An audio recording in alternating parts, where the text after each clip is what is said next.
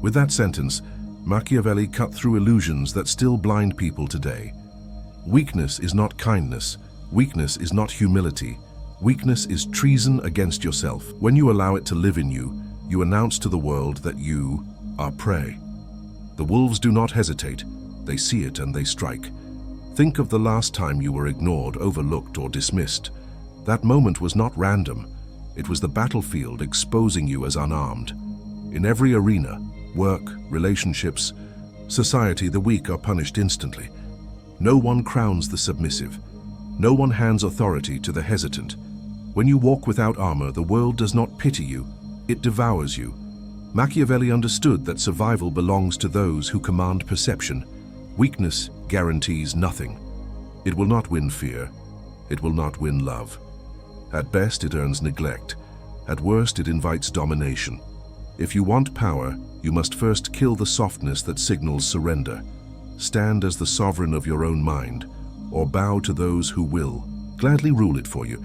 Picture a battlefield. All around you, warriors sharpen steel, shields raised, eyes locked forward. Then look down at your hands and see nothing. No sword, no shield, just bare flesh.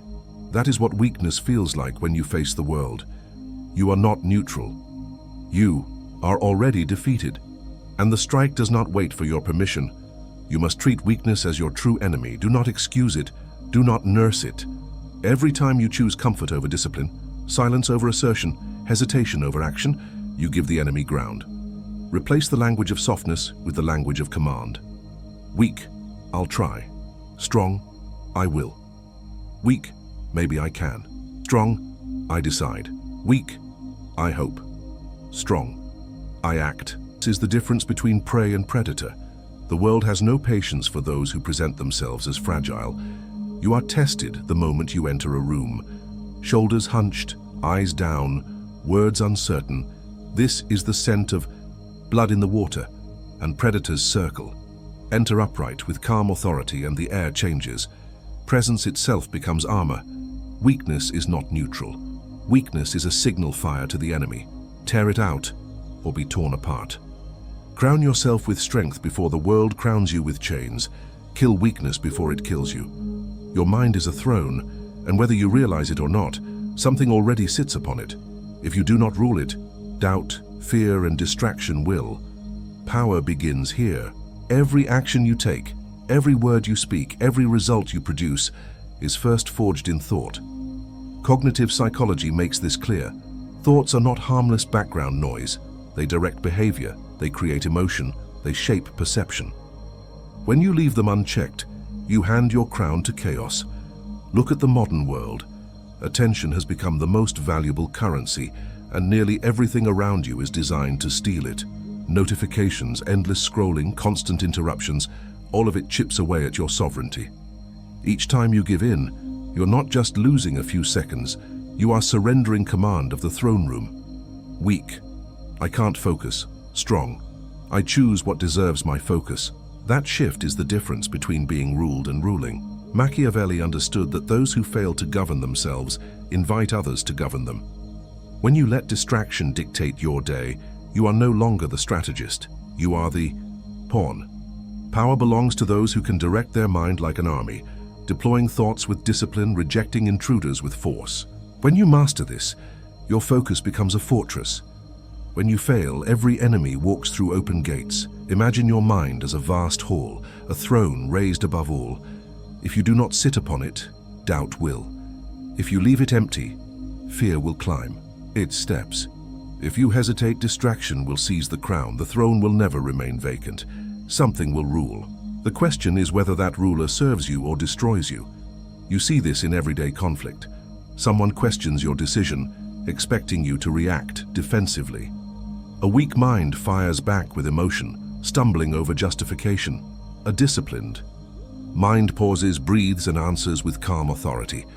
The difference is not talent or luck. It is rule over thought. When you rule, you choose response instead of reaction. You turn tension into presence and presence into power. To govern your mind, you must train it as you would train an army. Establish order. Direct attention with precision. Eliminate intrusions without hesitation. Replace weak language with strong. Weak. I'll try to be present. Strong. I will command my attention. Weak. I hope I stay disciplined. Strong. I act with discipline now. Your mind is your first and final kingdom. Lose it and you are a servant in your own house. Rule it, and the world cannot shake your crown. Rule your mind or it will rule you. Every morning is a battlefield, and the first clash decides everything that follows. The way you rise is not a small detail. It is the opening move in a war that determines whether the day will serve you or crush you. Military leaders throughout history understood the importance of dawn. Armies struck early not by accident, but by design, because the one who seizes the morning seizes the initiative. Discipline begins before the sun clears the horizon. If you falter at that hour, you hand over your command before the battle has even started. The weakness looks harmless, a hand reaching for the snooze button. 5 more minutes, a small retreat. Yet that retreat echoes. Every time you surrender to it, you allow hesitation to dig trenches in your mind. Small defeats accumulate. When you start your day by losing, you tell yourself in subtle whispers that defeat is acceptable. Weak. I'll see how I feel. Strong. I have decided now. Weak. I need more rest. Strong. I rise with purpose. These choices are not neutral. They establish whether you march into the day as commander or stumble in as prisoner. Machiavelli wrote that fortune favors those who act with boldness. Dawn is the proving ground for that principle. To act boldly is to rise when it costs you comfort. To seize the first hour is to demonstrate that your will, not your weakness, rules. You build momentum not by chance, but by discipline, stacking small victories until they form an empire of focus. Ignore this, and your empire crumbles before the gates even open. Visualize sunrise as a war drum beating across the land. Soldiers tighten their armor, sharpen their weapons, and advance with precision. Then picture another soldier still asleep while the march begins. By the time he wakes, the ground is lost. He has already been defeated without a single blow. That is the cost of weakness in the morning. Delay is death.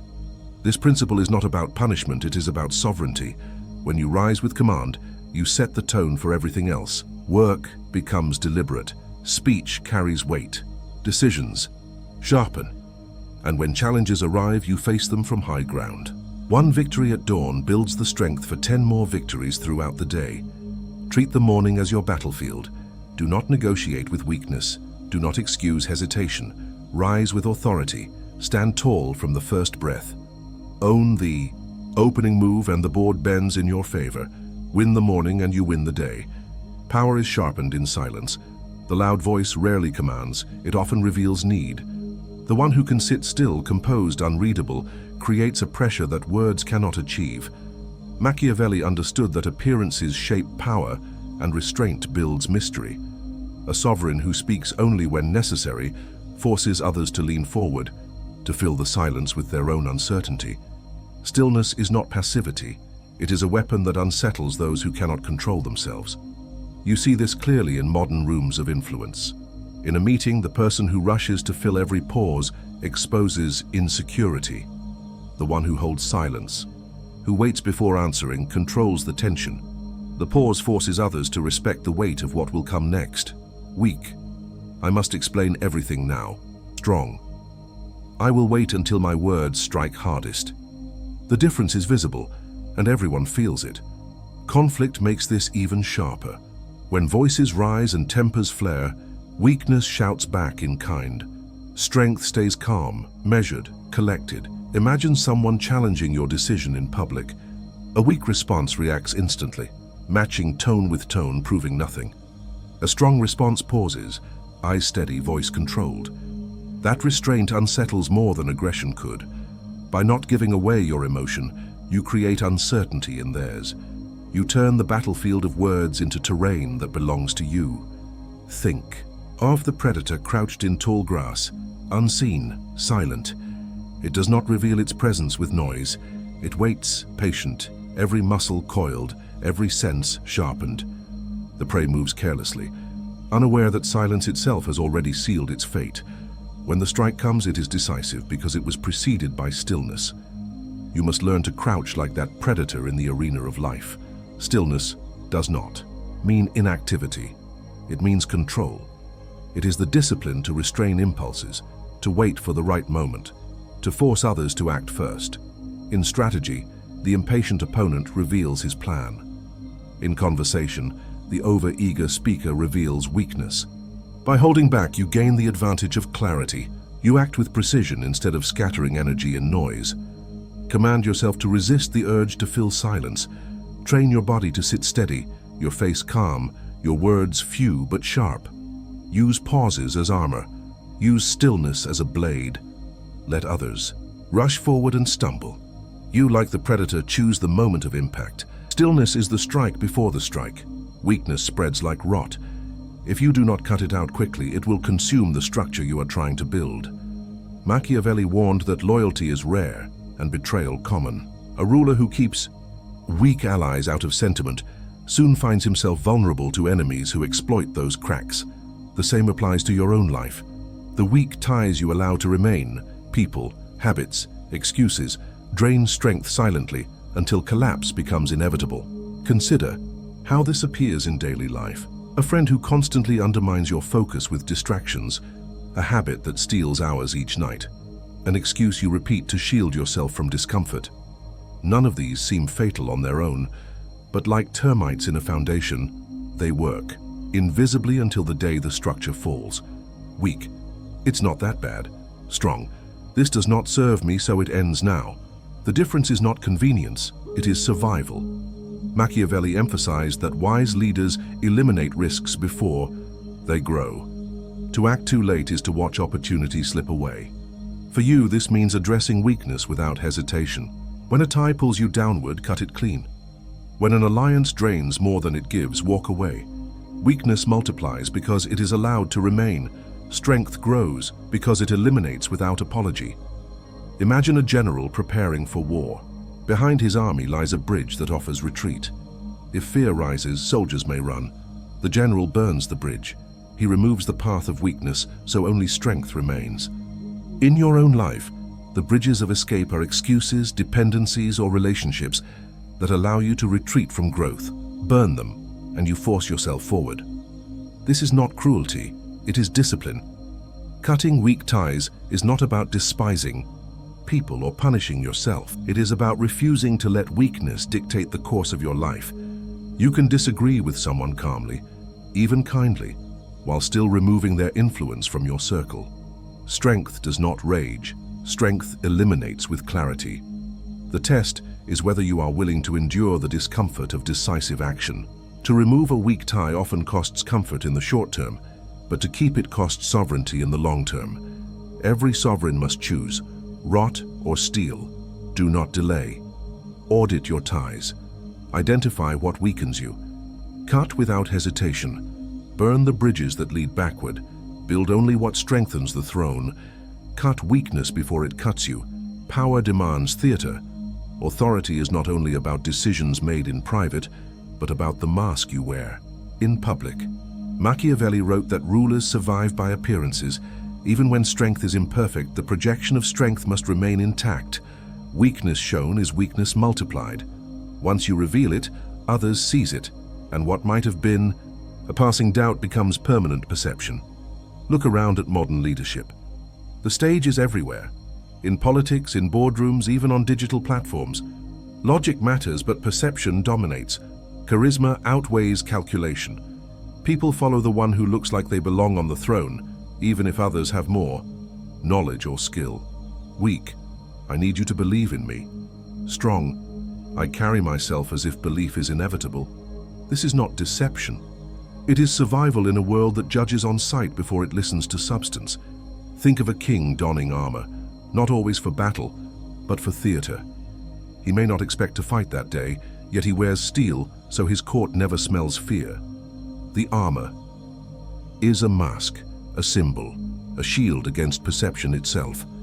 You must craft your own version of armor. It is not lies. It is discipline over what you reveal. Do not bleed in public. Do not broadcast your insecurities. Control the image you project, so the world cannot write your story before you do. In daily life, the mask of command appears in small but decisive ways. A disagreement arises at work. One voice grows sharp, trying to push you off balance. Weakness reacts, raising volume, proving nothing. Strength pauses, holds composure, and speaks with calm weight. By staying in command of tone and body, you remind everyone present that authority belongs to you. This is the theater of leadership, not noise but presence. Authority thrives on consistency. If you present yourself one way in strength and another in weakness, trust evaporates. People follow clarity. They follow the one who seems untouchable even when storms surround them. That image is built by ritual, posture steady, speech deliberate, expression disciplined. You do not owe the world your raw emotions. You owe yourself sovereignty over how you appear. The mask of command is not about being false. It is about being deliberate. It is about controlling the narrative so others cannot use your face, your words, or your hesitation against you.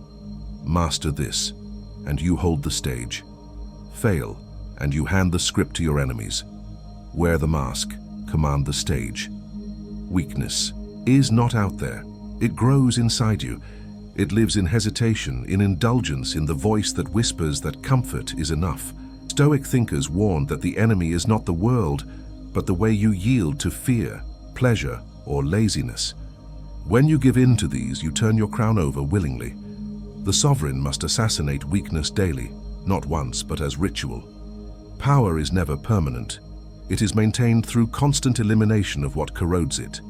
Every indulgence is a pact with slavery.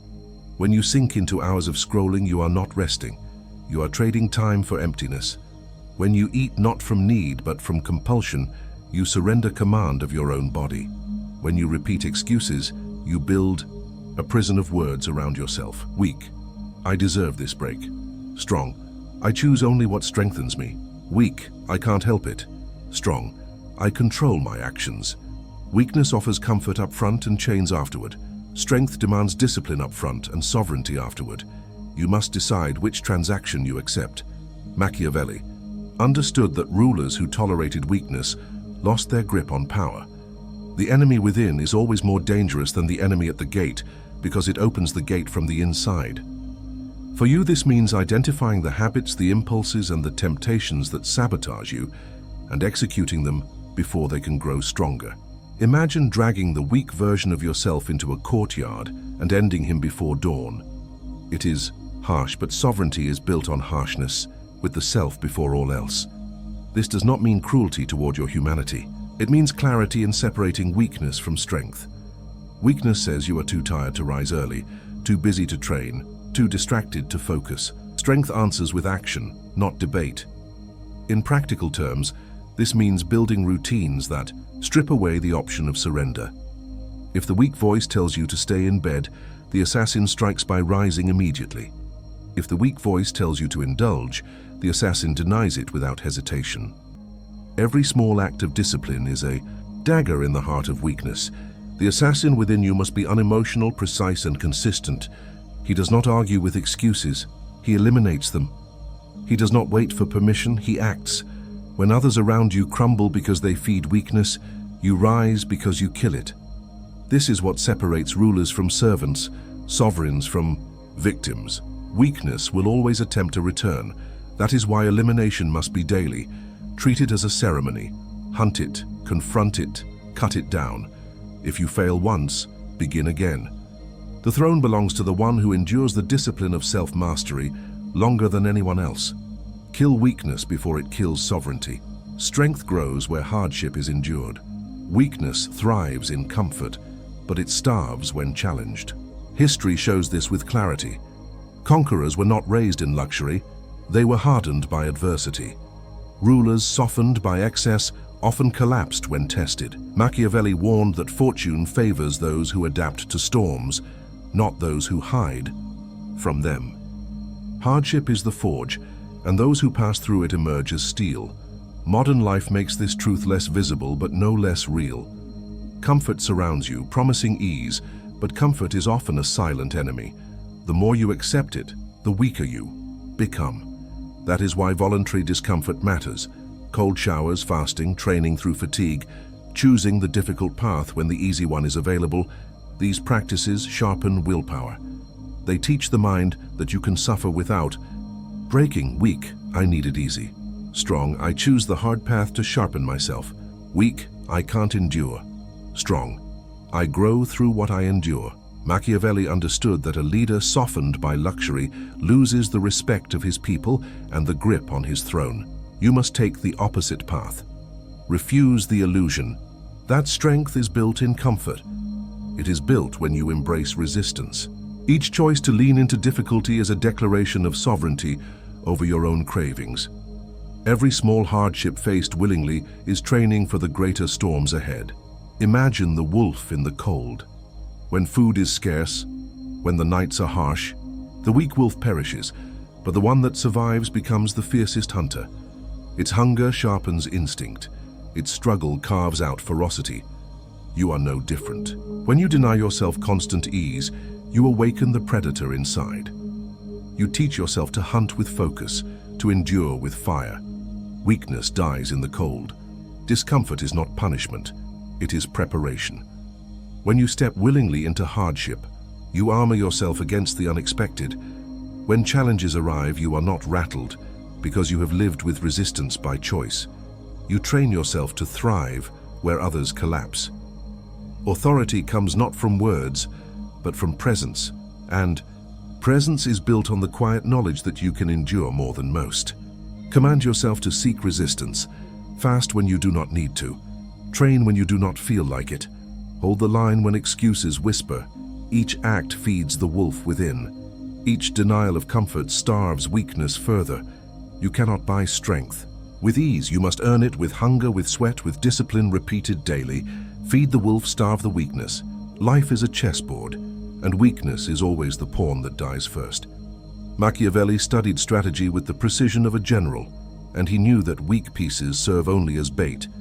They are positioned not to triumph, but to absorb the first strike, to be sacrificed so stronger forces can advance. In life, if you show up as the weak piece, you will be treated the same way. Useful only as a shield for others, never as the one who commands the board. This truth plays out everywhere. In business, the employee who cannot assert value becomes replaceable, discarded the moment profit demands. In politics, weak voices are silenced or absorbed by stronger factions. In relationships, the one who clings without boundaries becomes disposable. Weakness always pays the price first. Weak, I just hope I'm chosen. Strong, I build value that cannot be ignored. Weak, I'll take whatever is given. Strong, I negotiate from strength or I walk. Your positioning decides whether you are sacrificed or advanced. Machiavelli observed that perception of strength often matters more than strength itself. On the chessboard, even a queen can be immobilized if moved without strategy, while a pawn that advances with precision can transform into power. The lesson is simple. You cannot afford to remain weak and unprepared. If you do, you are the pawn placed at the edge of the board, your role already chosen for you. But if you discipline yourself, sharpen your moves, and build leverage, you shift from being expendable to being essential. Imagine being set on the board as a pawn. Your king does not protect you. Your queen does not shield you. You are sent forward to absorb the first strike, because that is what weakness is worth. It is not cruelty. It is the logic of strategy. Life functions the same way. Those who show no strength are used up first. You can resent it, or you can rise above it by refusing to remain a pawn. This requires clarity and preparation. You must study the field, anticipate the moves of others, and never reveal desperation. The pawn does not control the board because it lacks vision. You must widen yours, learn to play long games, build skills that multiply options. Present yourself as a piece that cannot be ignored, one whose removal shifts the entire balance. Then you are no longer treated as disposable. You become a player who dictates outcomes. Command yourself never to sit passively on the edge of the board. Train, strategize, and step forward with intent. Build value so great that losing you becomes too costly for others. Do not beg to remain in play. Position yourself so you are necessary to the game itself. Do not live as the pawn to be sacrificed. Strength of will is not born in sudden moments. It is forged like iron, shaped strike by strike until it hardens into something unbreakable. Neuroscience confirms what the ancients already understood. Habits carve pathways in the brain, and repetition builds identity. Ritual is the hammer, discipline is the fire, and the self is the steel being shaped. Without ritual, will remains. Soft. With ritual, it becomes a blade. Sovereignty requires more than raw intention. Every day must be organized into practices that train the mind to obey. Journaling sharpens clarity, because thoughts left unexamined weaken command. Physical training strengthens not just muscle, but the discipline to act when resistance rises. Setting routines with no room for negotiation builds authority over the self. Weak. I'll do it when I feel like it. Strong. I act because it is time. Weak. I hope I stay consistent. Strong. My ritual enforces consistency. The shift is not about motivation, it is about command. Consider how rulers in history surrounded themselves with ceremony. Crowns, rituals, councils, these were not just traditions. They were structures that reinforced authority, reminding both ruler and ruled of sovereignty. In the same way, you must build rituals that remind you daily of who rules your mind. If you leave the throne empty, impulses seize it. If you establish iron rituals, you remain seated, unshaken. Visualize hammering molten iron on an anvil. Every repetition sends sparks. Every strike hardens the metal. Your habits function the same way. The first time you resist temptation, the strike is weak. The second time, it strengthens. The 100th time, the blade is nearly indestructible. Ritual transforms scattered intention into steel will. In modern life, this can be as simple as controlling your morning and evening with structure. Begin the day with deliberate action, exercise, reflection, planning. End it by reviewing choices, identifying weakness, and cutting it away before it grows. These acts seem small, but their repetition carves deep channels of power. When storms come, you act from instinct, not debate. Your will obeys because it has been trained to obey. Disagreements test this discipline as well. Someone challenges your decision, hoping to shake your resolve. Weakness reacts with defensiveness, spilling words to justify. Strength holds ground calmly, repeating the decision with measured tone. That ability to remain steady under pressure is not luck. It is the fruit of daily ritual. You cannot improvise sovereignty. You must practice it until it is who you are. Command yourself to build systems that remove choice from the essential battles. Do not ask if you will rise early. Make rising early non-negotiable.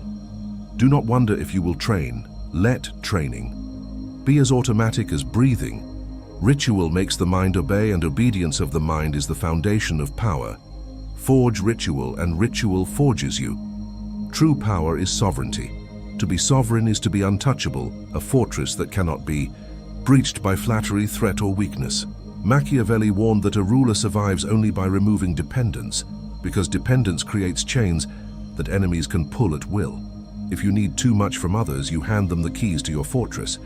If you depend on constant validation, you become a servant to whoever grants or withholds it. To endure, you must strip away these chains until you stand alone on solid ground. In the modern world, this principle is sharper than ever. Financial dependence leaves you vulnerable to control. Emotional dependence makes you hostage to approval. Mental dependence ties your decisions to the shifting winds of others' opinions. Each form of reliance is a breach in your walls. Weak. I hope they accept me. Strong. I stand on my own terms. Weak. I can't act without support. Strong. I act and support may follow. Authority is built not on begging, but on independence. When you remove the hooks others might use, you make yourself difficult to move. Think of a fortress carved into the side of a mountain, high above the valley. Armies march below, but they cannot touch it. The walls are thick, the supplies within endless, the gates impenetrable. That fortress is what you must become. Not impenetrable because you never interact with the world, but untouchable because you cannot be manipulated through need. When praise comes, you nod but do not kneel. When criticism arrives, you listen but do not crumble. When threats are made, you evaluate calmly and act strategically. The fortress holds. Dependence is often disguised as connection. A friend says, "You cannot succeed without them." A colleague insists you need their approval. A partner uses guilt as leverage. In each case, the chain is presented as loyalty or love, but in reality, it is control. Sovereignty does not mean isolation, it means choice. You may welcome allies, but you do not need them to survive. You may enjoy praise, but you do not require it to act. Remove the chains quietly, and you remain free, while others remain bound. This requires discipline. Build reserves so that financial threats cannot crush you. Train your emotions so that rejection does not destabilize you. Strengthen your mind so that external voices cannot dictate your inner command. Each act of independence is another stone in the wall of your fortress. When storms come, you remain steady, because you have built something no one else controls. Authority belongs to those who cannot be swayed by flattery or broken by pressure. You do not need to boast about being untouchable.